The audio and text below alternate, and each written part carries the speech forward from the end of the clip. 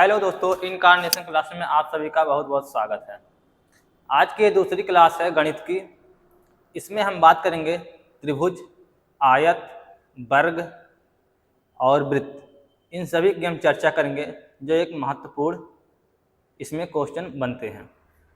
तो चलिए शुरू करते हैं। सबसे पहले यहाँ पे देखिए दिया गया है त्रिभुज किसे कहते हैं। तो सबसे पहले हम त्रिभुज के बारे में जानेंगे। तो त्रिभुज कुछ इस प्रकार का होता है जो हम ये डायग्राम बनाए हुए हैं, ठीक है।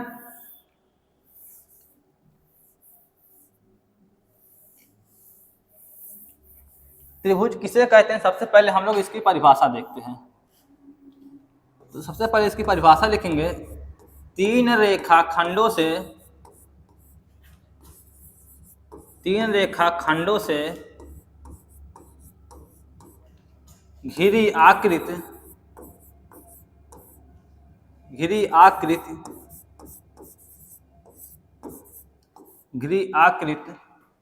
त्रिभुज कहलाती है।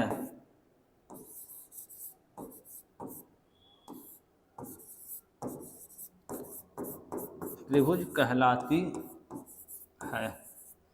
त्रिभुज के तीनों कोण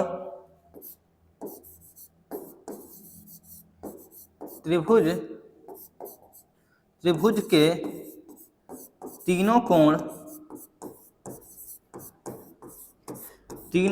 का मान योग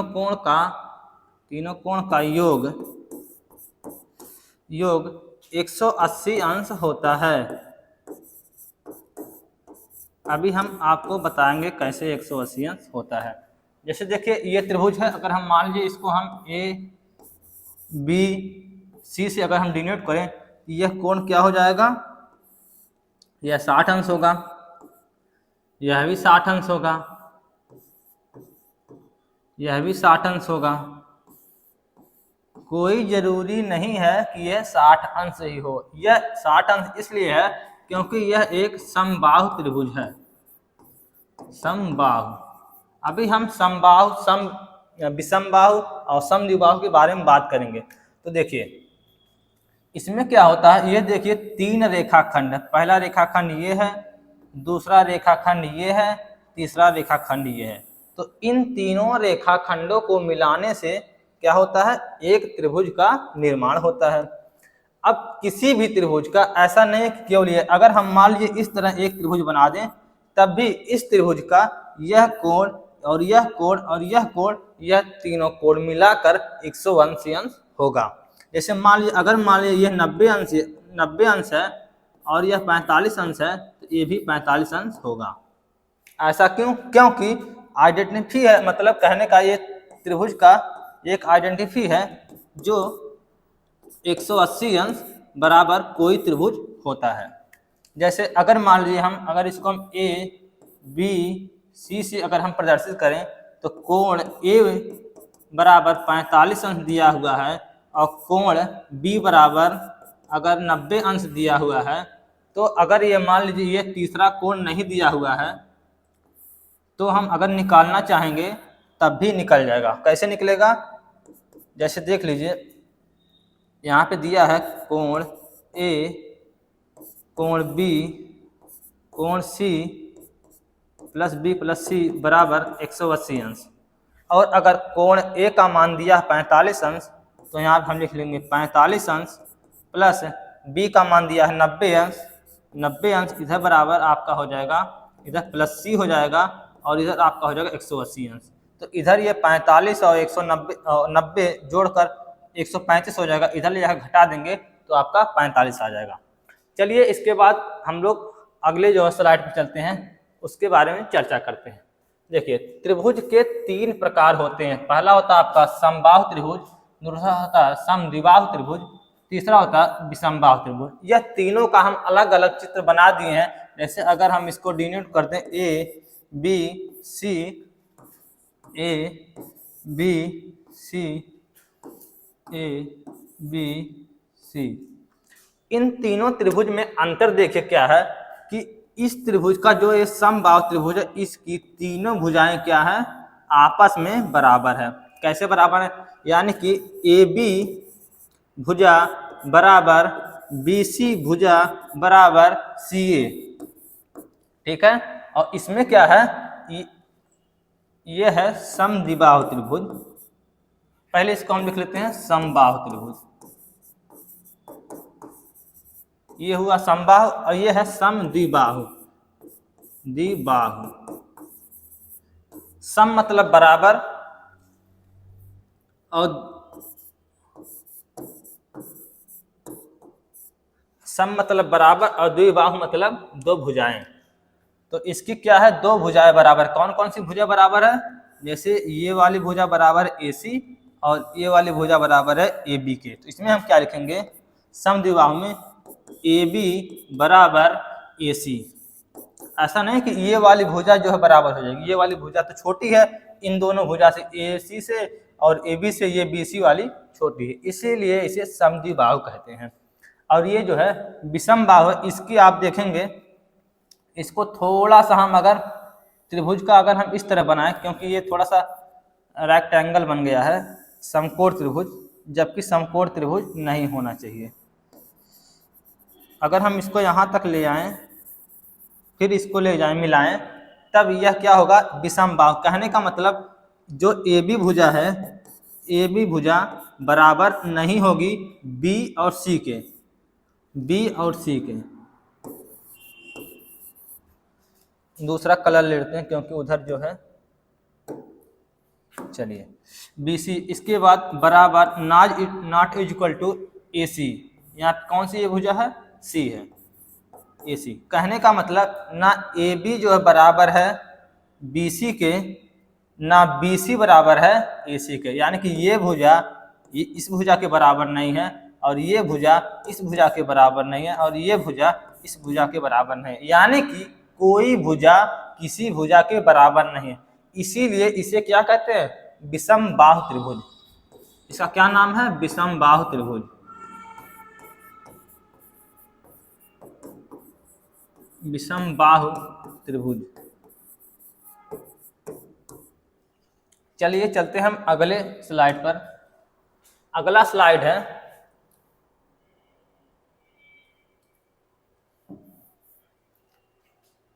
अगली स्लाइड है कोण के आधार पर त्रिभुज के प्रकार। तो देखिए कोण के आधार पे मुख्यतः तीन कोण हैं। जैसे आपका हो जाएगा एक न्यून कोण,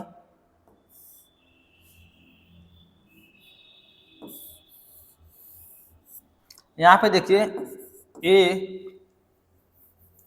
दूसरा कलर ले लेते हैं, ये वाला कलर उतना विजिबल नहीं होता है। चलिए अगर मान लीजिए एक हम त्रिभुज बना दिए, इसका नाम ए बी सी मान लीजिए रखते हैं, तो क्या होगा, यह कोण क्या होगा, मान लीजिए अगर x मानते हैं तो यह भी कोण नहीं पता है, ये भी x हो जाएगा और ये भी क्या हो जाएगा, x होगा। अभी हमने बताया शुरू में किसी भी त्रिभुज का कोण का मान 180 अंश होता है, तो x प्लस x बराबर 180 अंश। अगर हम इसको जोड़ लें तो हो जाएगा 3x बराबर 180 अंश, और इसको हम फिर भाग करेंगे तो आपका आ जाएगा, इधर हम करते हैं x बराबर 180 बटे 3, ये कट जाएगा बराबर 60 अंश। यानी कि किसी भी एक कोण का मान क्या होगा, 60 अंश होगा। और ये कब होगा, जब यह कोण समबाहु होगा, समबाहु। ठीक है। अब इसमें देखिए न्यून कोण क्यों हम लोग कहते हैं, क्योंकि जब किसी भी कोण का मान 90 अंश से, जब किसी भी कोण का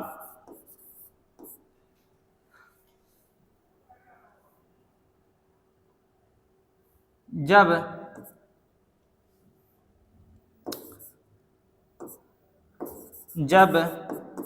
कोण का मान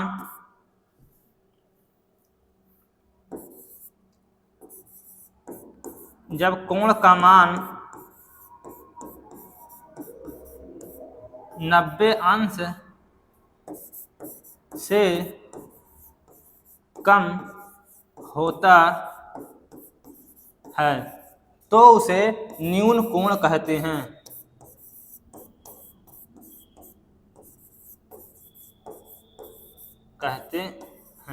अब अगला क्या है हमारा समकोण। अब हम लोग समकोण के बारे में थोड़ा सा जान लेते हैं। अब इसको रफ कर लेते हैं।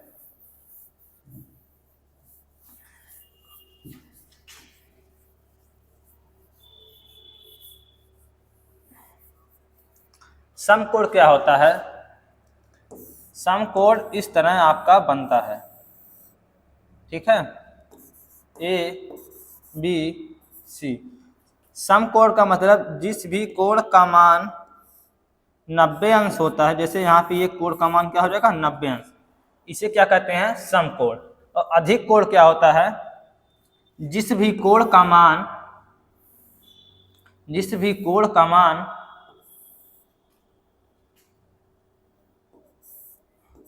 जिस भी कोण का मान जिस भी कोण का मान 90 अंश से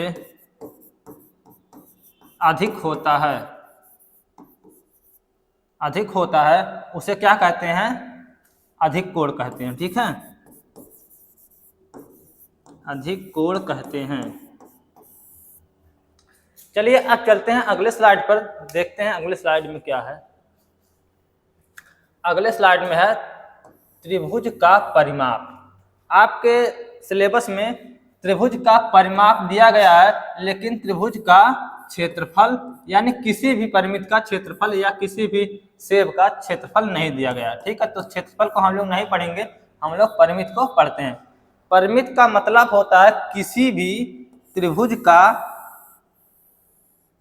किनारा, जो किनारा होता है ए बी सी, कहने का मतलब जैसे कोई भी रस्सी यहाँ से लेकर ऐसे ऐसे ऐसे ऐसे हम लोग जाएं, फिर यहाँ से लेकर ऐसे ऐसे ऐसे ऐसे ऐसे आए, फिर इसके बाद यहाँ से होते हुए फिर ए पे ले जाकर यहाँ पे मिला दें, यानी कि जितनी रस्सी यहाँ से यहाँ तक ले जाने में जो लंबाई होगी, जो मीटर 1 मीटर 2 मीटर 3 मीटर जो भी लंबाई होगी रस्सी की, वही त्रिभुज का क्या होगा? परिमित होगा, यानी परिमाप होगा। तो चलिए हम क्या करते हैं, अगर मान लीजिए ये भुजा यक्स है, यह यक्स है, यह यक्स है, तो इसका परिमाप क्या हो जाएगा? परिमाप बराबर यक्स प्लस यक्स। अगर समबाहु त्रिभुज है, समबाहु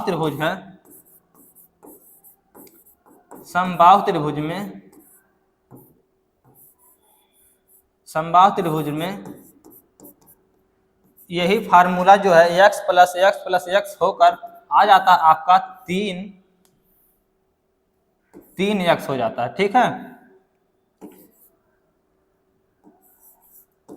यह क्यों हो जाता है? जैसे अभी मान लीजिए अगर हम यहाँ पे 3x कॉमन कर लेंगे, तो यहाँ पे अगर मान लीजिए वो रेक्ट एंगल दे देगा, तब यहाँ पे फिर ये गड़बड़ हो जाएगा। यह केवल समबाहु त्रिभुज में रहेगा। और अगर मान लीजिए इसका परिमाप जो है ज्ञात करने के लिए कहेगा, इसकी मान लीजिए लंबाई 4 रहेगी, मान लीजिए अगर 4 है और इसकी लंबाई 3 है और इसकी लंबाई 5 है, तो इसका बोलेगा परिमाप ज्ञात कीजिए, तो हम क्या करेंगे 4 प्लस 3 प्लस 5, तो 4 3 7 और 7 5 12, आपका ये परिमाप हो गया।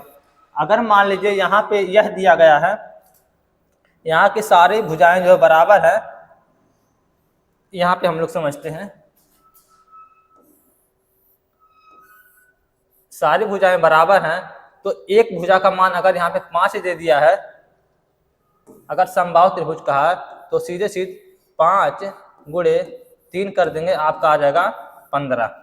अगर उसमें जो है, लेकिन यह चीजें नहीं होगी क्योंकि हर भुजा का मान अलग अलग है। भुजा का मान इसलिए अलग अलग है क्योंकि वह समबाहु त्रिभुज नहीं है और यह समबाहु त्रिभुज है, ठीक है। यही होता है परिमाप। अगर मान लीजिए आयत का परिमाप के लिए कहे, चलिए वो अगले स्लाइड में है, उसको हम अगले स्लाइड में देख लेते हैं। अगले स्लाइड में है त्रिभुज की रचना। अब त्रिभुज की रचना कैसे होती है? जैसे हमने शुरू में बताया, हम लोग त्रिभुज कैसे बनाते हैं? 2 बिंदुओं या 3 रेखा खंडों से बनी या घिरी आकृति क्या कहलाती है? त्रिभुज कहलाती है, जिसे हम ए बी सी से डिनोट करते हैं। तो यही हम सिंपल सी बात है, यही हम ऐसे हम लिख लेंगे, क्योंकि 2 नंबर का आता है तो 3 से 4 लाइन में आपका 2 नंबर का हो जाएगा। चलिए लिखते हैं। त्रिभुज की रचना,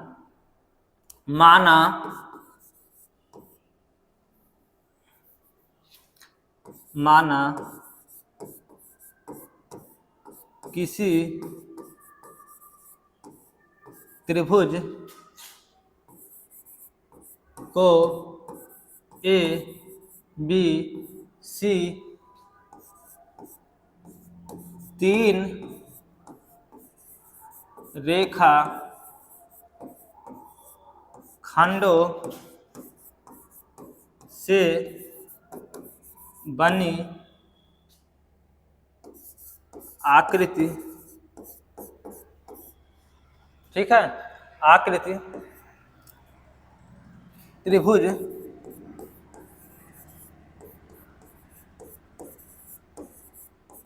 कहलाती है, जिसमें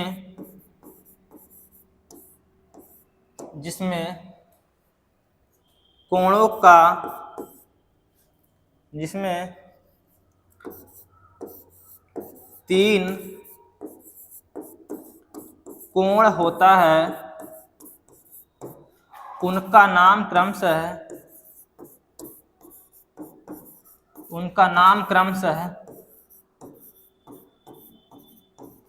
इस कोण का मान कुछ नाम है, इसका नाम कुछ है, इसका नाम कुछ है, तो इसका नाम क्रमशः कोणों का ए, कोण बी, कोण सी रखते हैं। इसी प्रकार तो हम लोग रचना करते हैं, या अगर इस तरह नहीं लिख पाएंगे तो आप लोग एक हम और बता रहे हैं उसको भी लिख सकते हैं। चलिए एक और दूसरा हम रचना किस प्रकार करेंगे उसको भी हम लोग देख लेते हैं।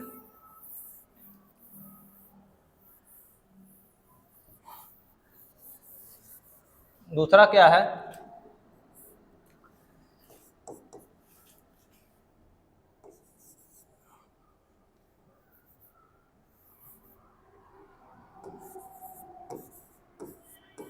किसी 2 बिंदु को पहले मिलाया,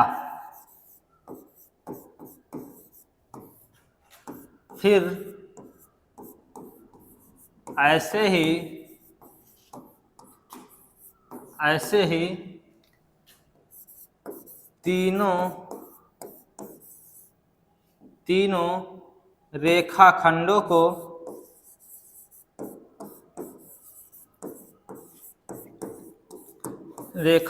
को मिलाया, फिर एक आकृति बनती है,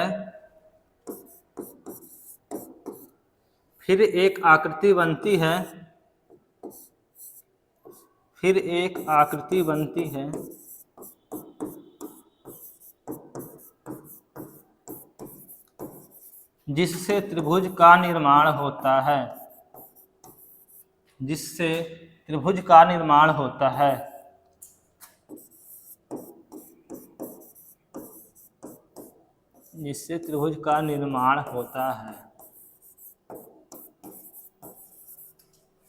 चलिए यार चलते हैं अगले स्लाइड पर। इसकी रचना हो गई।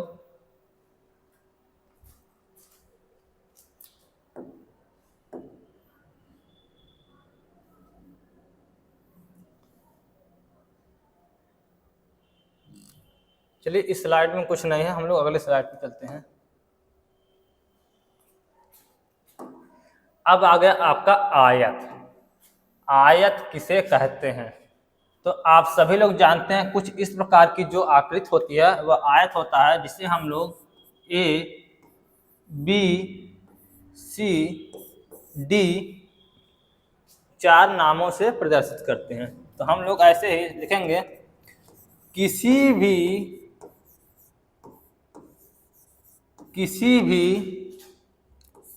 4 रेखाखंडों से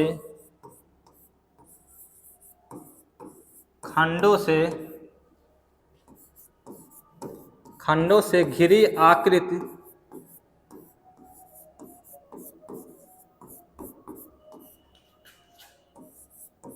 आयत कहलाती है।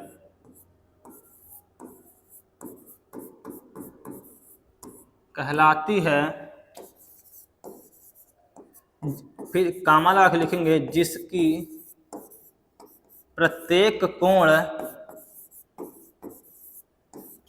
कोण का मान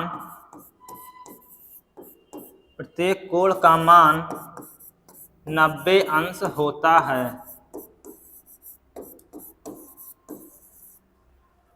तथा आपस में ये भुजाएं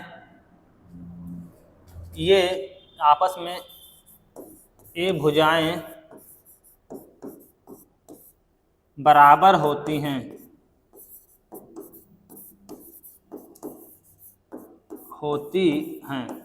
बराबर का मतलब ये वाली भुजा इसके बराबर होगी और ये वाली भुजा इसके बराबर होगी। कहने का मतलब ये है, अगर मान लीजिए हम किसी को छोटा बड़ा कर देंगे तो यह आयत नहीं बनेगा। ठीक है।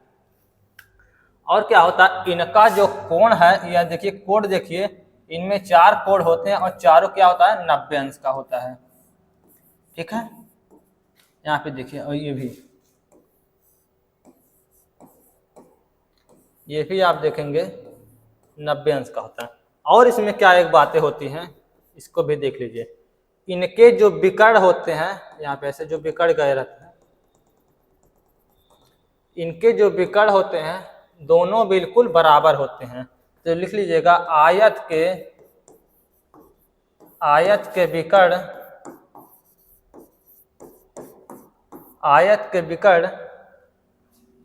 कैसे होते हैं, बराबर होते हैं। आयत के विकर्ण बराबर होते हैं। ठीक है। इतनी बातें समझ में आ गई। चलिए अब अगले स्लाइड पर चलते हैं।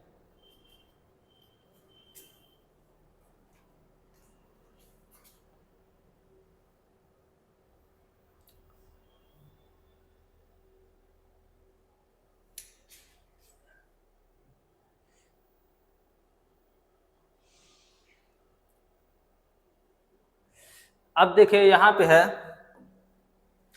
आयत का परिमाप। ठीक है। अब आयत का परिमाप क्या होता है, हमने आपको बताया जो चारों तरफ जो आयत, जैसे आयत होता है ना, आयत ऐसी तरह होता है, माना ABCD। अब जो कोई भी रस्सी जो होती है यहाँ से लेकर जाएंगे ऐसे ऐसे ऐसे ऐसे, फिर ऐसे ऐसे ऐसे ऐसे ऐसे, फिर ऐसे ऐसे ऐसे ऐसे यहाँ पर, फिर ऐसे ऐसे ऐसे ऐसे ऐसे लेके आए यहाँ पर, जो दूरी रस्सी तय की रहती है वही दूरी क्या होती है, आयत का परिमाप। तो इसमें क्या होता है, परिमाप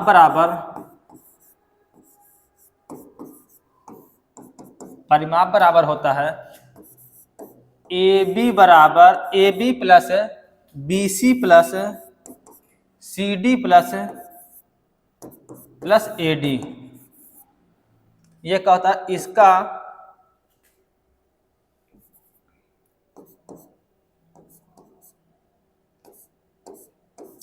ठीक है, ये परिमाप का यह सूत्र है।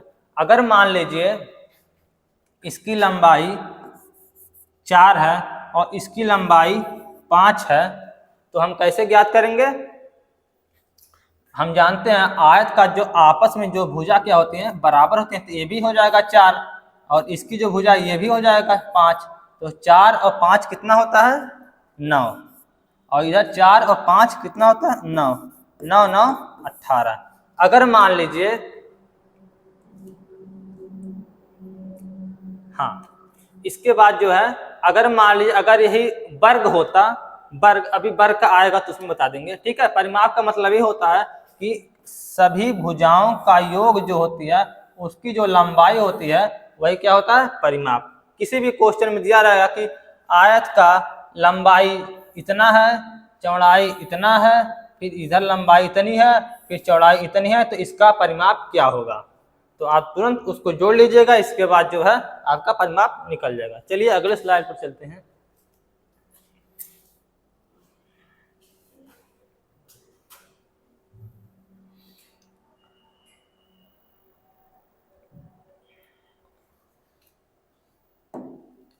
यहाँ पे देखिए दिया है वर्ग किसे कहते हैं।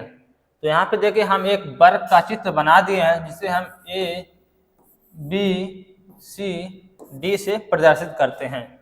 तो हम सबसे पहले लिखेंगे किसी भी 4 रेखाखंडों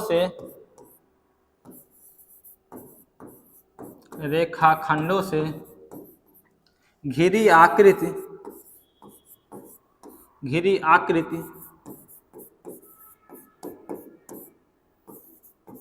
वर्ग कहलाती है, जो या लिखिए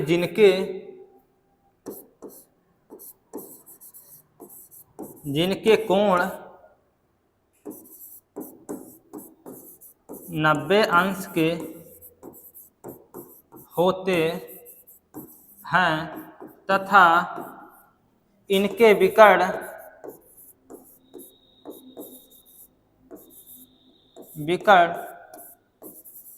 आपस में बराबर होते हैं।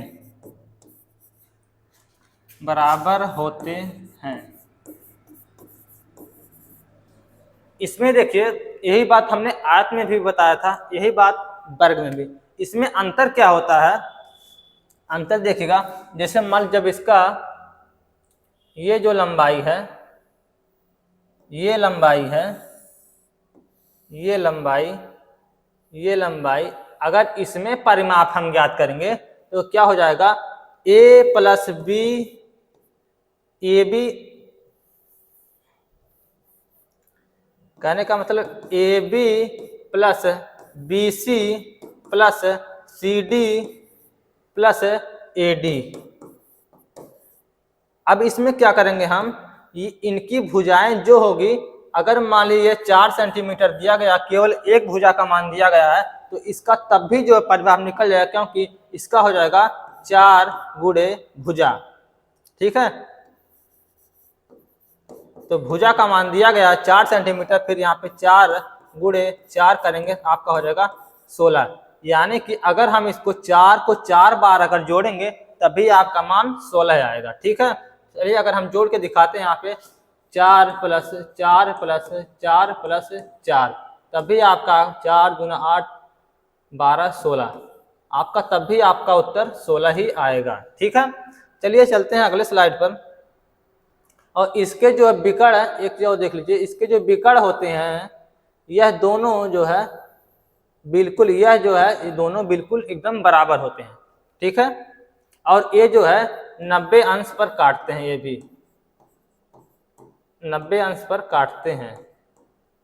इनके चारों कोण जो होते हैं वो 90 अंश पर काटते हैं। लेकिन जो है यही अगर आप आयत में देखेंगे तो यही जो है यह 90 अंश पर चारों कोण नहीं काटेंगे। ठीक है, जैसे मान लीजिए यहाँ पे हम बना के दिखा देते हैं।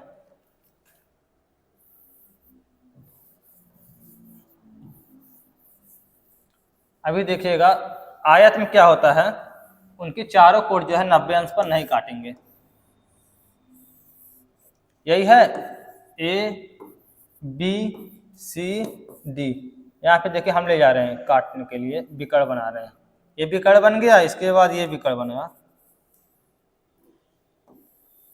विकर्ण बन गया। यहाँ पे देखिए ये कितना बनना, ये क्या है आपका, आप देखेंगे 90 अंश से क्या है प्लस बन रहा है, यह भी 90 अंश से प्लस बन रहा है, प्लस बन, यहाँ क्या है लेकिन 90 अंश से माइनस बन रहा है। क्यों बन रहा है, क्योंकि यह आयत है और यह वर्ग है, यही दोनों में इतना डिफरेंट है। ठीक है, चलिए चलते हैं अगले स्लाइड पर।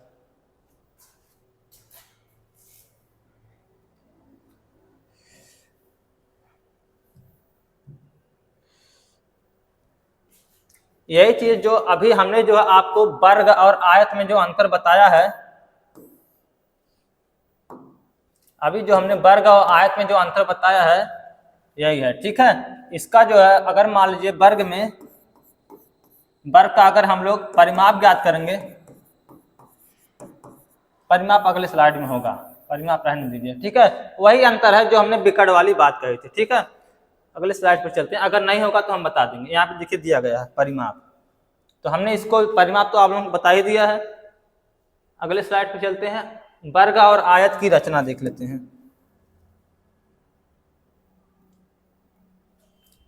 तो रचना कैसे होती है, हम लोग कैसे बनाए हैं, तो चार रेखाखंडों से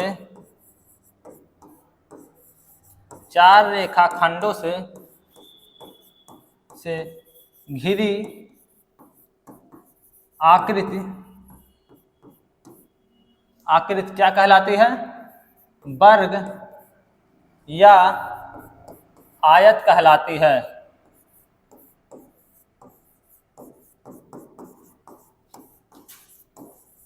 ठीक है। अब इसमें क्या होता है, इसमें और लिखेंगे वर्ग के सभी विकर्ण या दोनों विकर्ण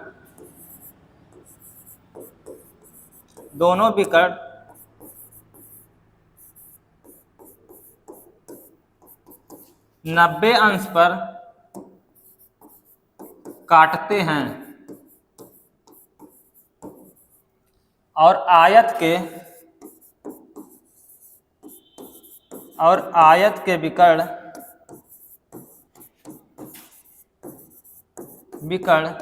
90 अंश पर नहीं काटते हैं।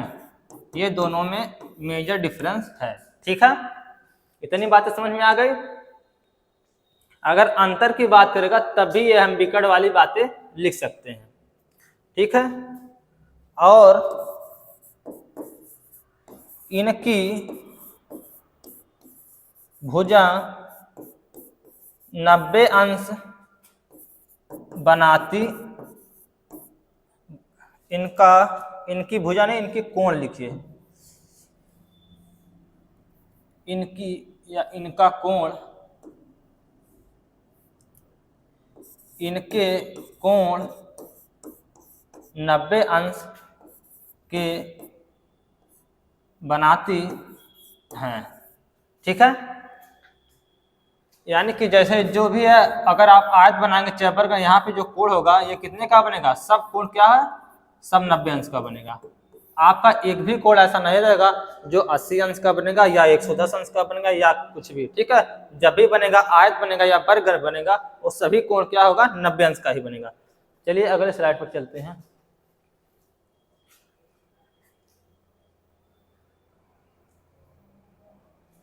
चलिए यहाँ पे देखिए आपका आ गया है अगला वृत्त।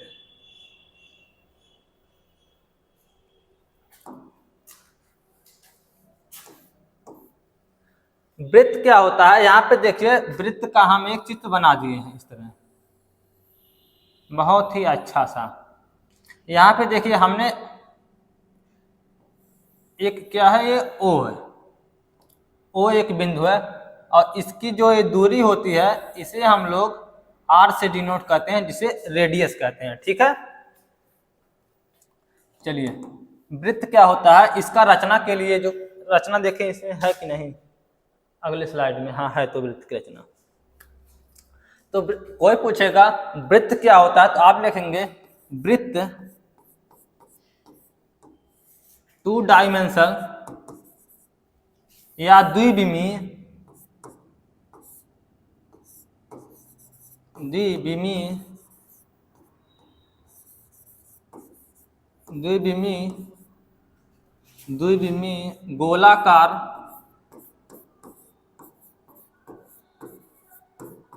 गोलाकार रचना होती है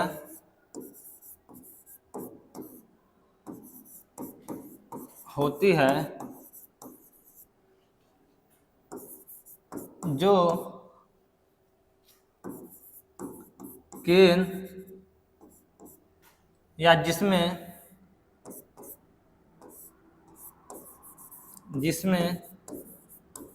केंद्र O होता है और केंद्र ओ से परिधि तक की दूरी, परिधि तक की दूरी रेडियस यानी त्रिज्या कहलाती है, त्रिज्या कहलाती है। ठीक है, इतनी बातें समझ में आ गई। यानी कि जो वृत्त होता है वो द्विविमीय होता है और जो यहाँ से लेकर जो ये बीच की जो दूरी होती है इसे हम लोग r से प्रदर्शित करते हैं या इसे रेडियस कहते हैं। ठीक है, इसके बाद हम लोग अगले स्लाइड पे चलते हैं।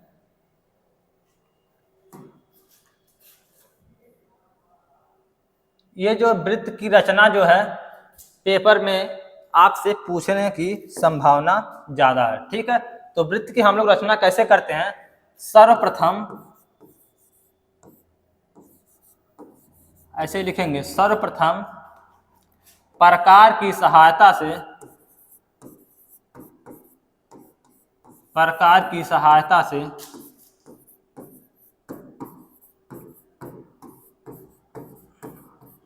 चलिए प्रकार की सहायता से एक उचित दूरी लेकर एक उचित दूरी लेकर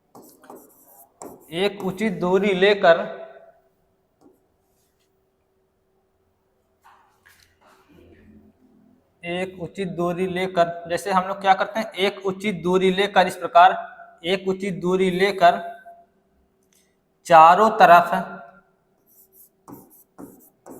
उसके चारों तरफ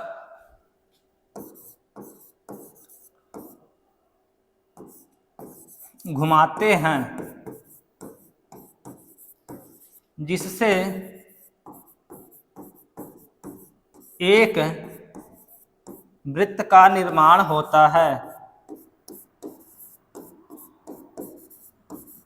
जिसे एक वृत्त का निर्माण होता है, जिसमें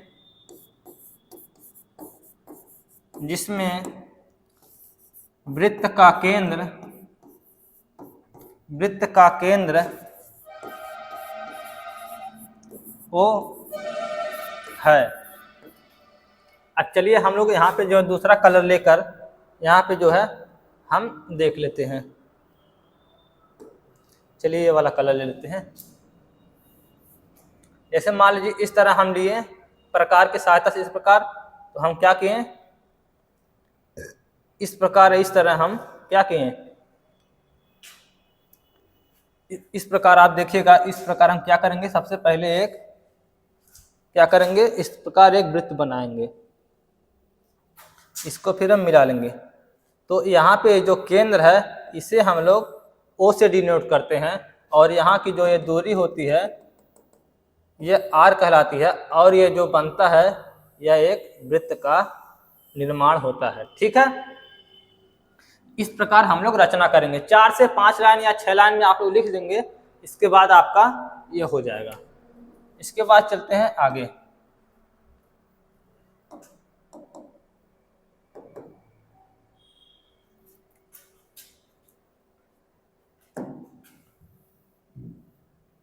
यहाँ पे देखिए वृत्त की परिधि। अब परिधि क्या होती है, किसी भी वृत्त की परिधि जो होती है, यहाँ से लेकर अगर मान लीजिए डोरी यहाँ पे ऐसे ऐसे हम ले जाएं, यहाँ से ऐसे इसके चारों तरफ यहाँ से यहाँ तक की जो दूरी जो तय करता है वो क्या होती है, परिधि होती है। चलिए लिखिए, जिस किसी भी वृत्त पर घेरी गई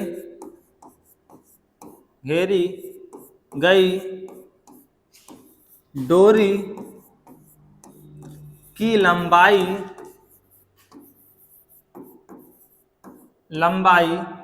परिधि कहलाती है, परिधि कहलाती है। ठीक है। इसका सूत्र है